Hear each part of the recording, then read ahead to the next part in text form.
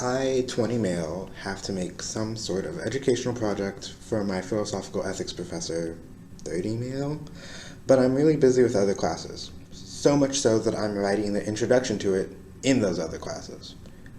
I kind of don't want to write it, but he's saying that it's a part of my grade. If I don't do it and still ask him to give me a grade, am I the asshole?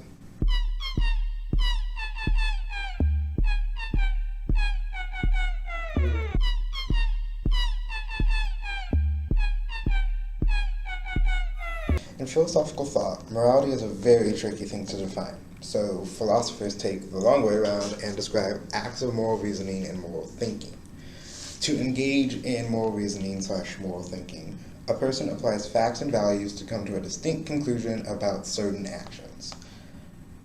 Now let's talk about Reddit. Am I the Asshole is a page of Reddit in which people will submit the negative situations that they're in, provide as much context as they feel is necessary, and ask one titular question: am I the asshole? People in the comments will then respond in one of 4 ways. We have YTA, you're the asshole, which means that the original poster is generally the person who has done wrong or is the main cause for the situation. We have NTA, not the asshole, in which the comments will generally agree, hey, you're not the person most responsible for this situation. You have done no wrong, or done very little wrong in the situation.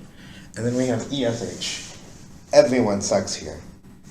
Everyone sucks here is reserved for situations in which everyone is at fault, no one is guilty, no one is fully guilty, but definitely no one's innocent.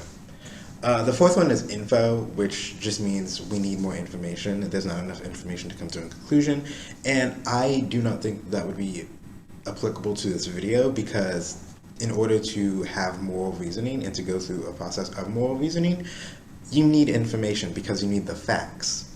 So if you don't have enough facts, you can't commit moral reasoning. We're not going to be talking about info. However, let us do get into a current popular situation on the Am I the Asshole subreddit. In this post, the original poster has a sister-in-law who comes to visit from out of town and stays with them whenever she does.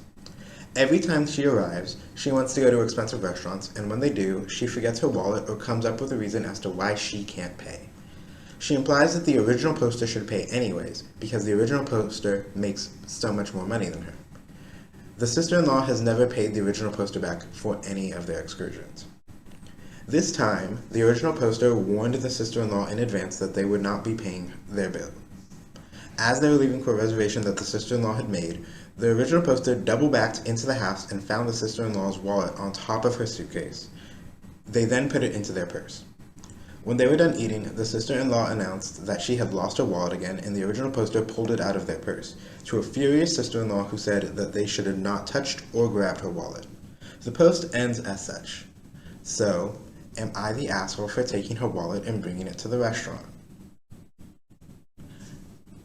Let's go through the possible conclusions, YTA, NTA, and ESH, with moral reasoning. For those who would think YTA, or that the original poster is the one mostly at fault here, they will point out the fact that the OP does have more money, and OP can afford, is more likely to be able to afford these things, and you don't touch another person's property, as OP had done. They took the sister-in-law's wallet.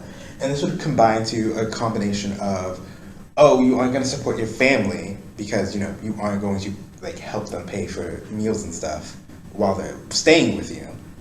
And you're a thief because you took someone's personal property without their knowledge or consent. That would be the combination that would lead someone to a conclusion of, OP's the one in the wrong.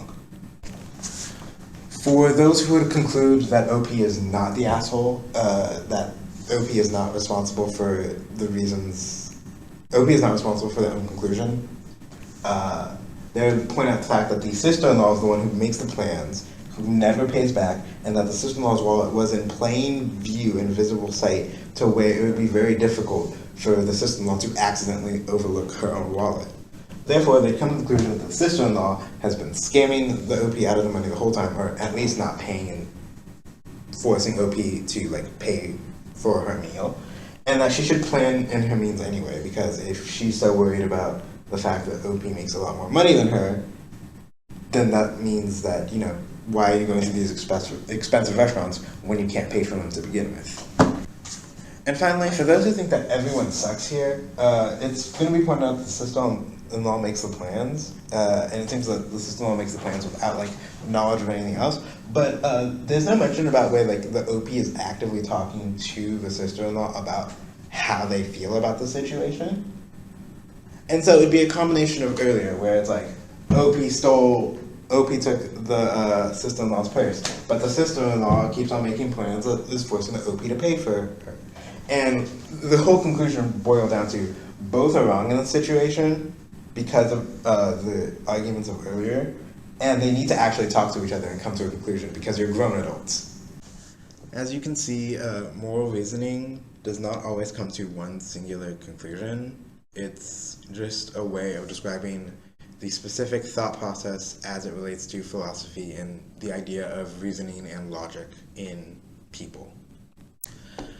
But hey, now that you know it, you can go out there and start pointing out if people are the assholes. Don't do that. I'm joking. Don't actually do that.